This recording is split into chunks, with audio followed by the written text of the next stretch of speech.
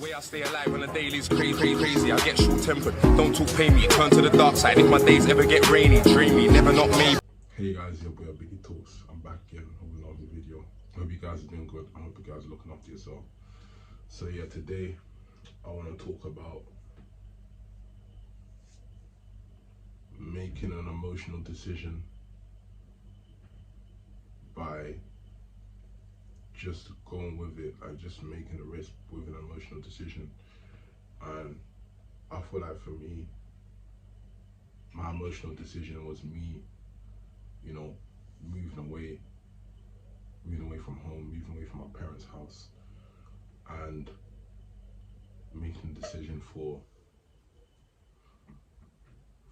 well, at the time I just thought it was the best. At the time I thought it was the best thing for me, just leave my parents' yard and just going straight to where I was gonna go.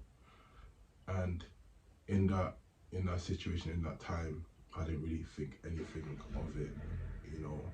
This was me just coming out of just losing a job back at home, and I was just emotional, and I just didn't know how to operate, or didn't know how to carry myself in a certain way. So my my coping mechanism was just me just running away from home and just going somewhere to another location without having a set plan, without having the foundation structured, without having the foundation stable. Because when people leave home, they leave home for a reason, rather like they got a new job somewhere, or there's an opportunity that they've been doing from the get-go, from where they were doing at home. So in my head I had no plan. I had no I didn't really have any stability financially, and I was just emotional.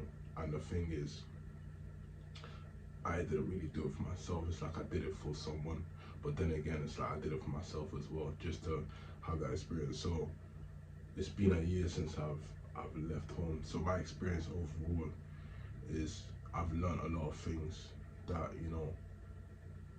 when you leave home, you do know you're by yourself. Obviously, yeah, there's people that you talk to that can help you here and there, but really and truly, like, you're just by yourself, you're on your own, and you have to depend on yourself. You have to look for opportunities for yourself, because it's like, if you just leave home without having that structure or that foundation, it's like you're jaded. You're gonna put yourself in a predicament where you just like don't know what to do. You're gonna be like screwed.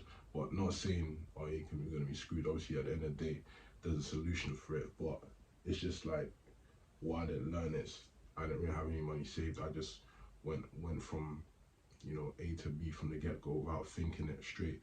So just looking a year into it now, just looking into it is like, yeah, cool, it's good having your freedom and things like that, but there's still certain things that I still have to learn. I still have to go back on and just learn, just in terms of saving money. Because it's like me just going out my way, working for like a month or like a couple months, then I have to pay my rent, and I just have to keep paying and paying, and it's like basically the majority of the money that I worked for is gone, without me having that mindset for being at home and just like saving money up, that I could have just been paying my parents, giving my parents here and there some money here and there, that I could still save. But then again, I didn't really think about that. But then again, everyone's story is different, so I'm glad I went through it, and I'm glad I learned through it.